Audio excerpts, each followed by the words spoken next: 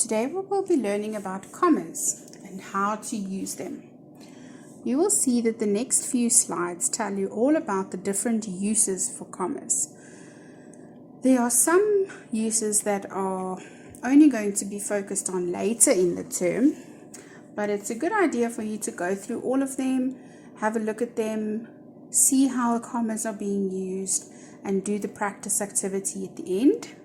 And you will also see that you have an activity that we've sent for you to do, two activities actually for commas, but you will see that it's mostly about pauses and lists. In other words, when you take a break or when you make a list of things. But it's important for you to know all the uses of a comma. So there are one or two examples of the different ones, but you can always come back to the PowerPoint to have a look to see how they are used, and the more you practice, the better you'll be. As you know, a comma is a punctuation mark. It tells us to take a brief pause or a break when we are reading, but the break is not as long as a full stop. So in other words, it's just a chance for you to catch your breath, continue reading, and then it's a short little break. It's not a complete end to the sentence. It is the most common punctuation mark, but has to be used carefully. So it's a type of punctuation mark like full stops, question marks, exclamation marks, capital letters, all of those things. Commas are used the most, but they have to be used carefully because sometimes we can sprinkle them a bit like confetti and we use them too much in a sentence or a paragraph. A comma can change the meaning of a sentence. Let's look at the example below. This is the title of a book or the name of a book. The first example says, "Let's eat grandma," implying that we're going to eat grandma. The next example says, "Let's eat grandma." In other words, saying, "Come grandma, we're going to eat, come to eat." So you can see that commas might actually save someone's life. One of the uses for a comma that we all know is when we use a comma in a list. When there is a list of words in a sentence. So we have some examples. The first one says, "We will need hammers, nails, and a saw."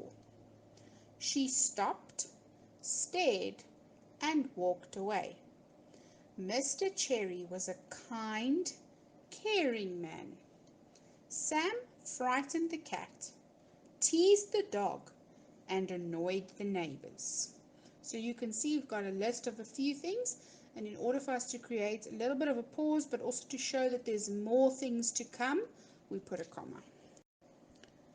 Another use for a comma is to create a pause, so when we want to take a break. Comma are used to break up longer sentences into smaller parts to make more sense. So in other words, sometimes we have a lot of information that's very difficult to say almost without taking a breath. So the comma is there so that you can just take a quick breath and continue the sentence so that it makes more sense. Otherwise, it's too much information in one sentence. So we have two examples. When he saw the pirate ship on the horizon, the captain gave the alarm. She called as loudly as she could, but no one could hear her. So instead of saying these sentences all at once, we create a bit of a pause, a break, and then we continue with the sentence. Commas can also be used to add additional information. In other words, it adds extra information. Commas are used to separate any extra information that is added. So in other words, if we want to put something extra into the sentence, some more information, then we use commas. The words between the commas could be left out without changing the meaning of the sentence. In other words, the sentence will still make sense without those words. So you'll see on the next slide we're going to have some examples, but basically you put a comma before and a comma after the extra information, the information that we're putting in that doesn't actually need to be there because the sentence can make sense without it. but we're adding it in to give some more information, to make the sentence more interesting.